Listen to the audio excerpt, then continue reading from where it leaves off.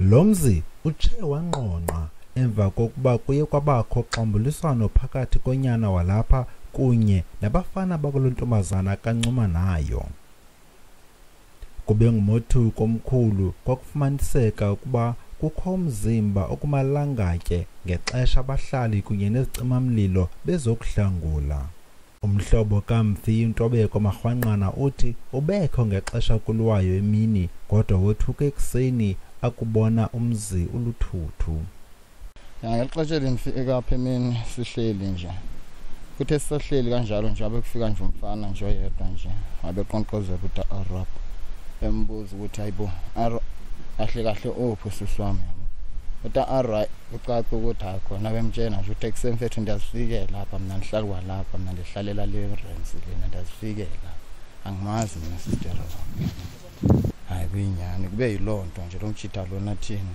caca ukuthi hayi yena uza nje uthetha nje kabuhlungu nje abakutam arana nje bagqibeleke ngoku secaca baphikisana nje ngentetha ke ngoku yabo abasavani ke ngoku hayi tuthi ke ngoku thina siphuma singamajitha sikhoza lonto le ehamba lomjitha lonomnyawo bake hamba sithe sahleli futhi nje apha endlini babuyile futhi sebebuya be-2 ke ngoku ubuya kwabo sebuya be-2 lapha khona abafike nje baphusha nje icangwe edle kakubi nje ngakhona waphinda futhi waphuma utam arwana xa ke phuma kuyinyana nasengalamajithanka baphikisane ke ngalonto leyo yabo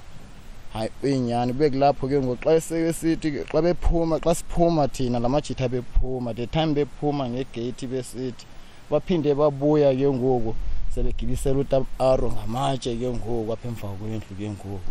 sebemleqa ke ngoku sebede bephethe nesibhamu ke ngoku bemkhomba ngaso nje tutu ata aro ngene zomaphe balini apha kokwaba bemgibisela ngalo matshe babe behamba ke ngoku lamajitha kana lentombazana le yaka aro kunye nabazali babo betshona lenemva bade basho nakhona bathi abagqibanga basabuya nakhona late. Uyisemkhulu kaMfi uMxolisi Mxakaza uthi udibene nabarhanelwe waze wathetha nabo phambi kwesisiganeko.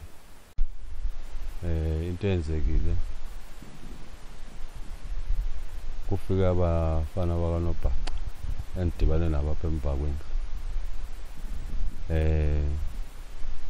babuza uba nguye na utata omkhulu ka-Arona ndithi ewe ndinguye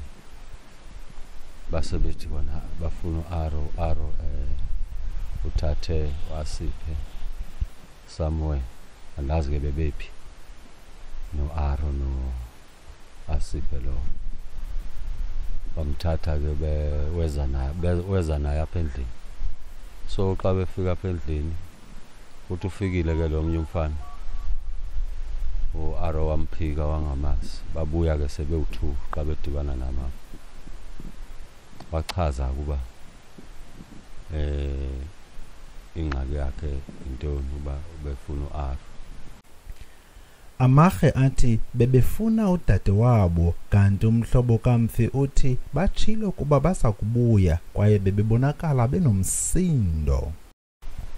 Hayi bona watsho ngoba bazobuya benzini kodwa ke ngendlela bebethetha ngakhona bonisa ukuthi kuyinyana abantu abasazula ngendlela bebethetha ngakhona ngoba bade batsho bathi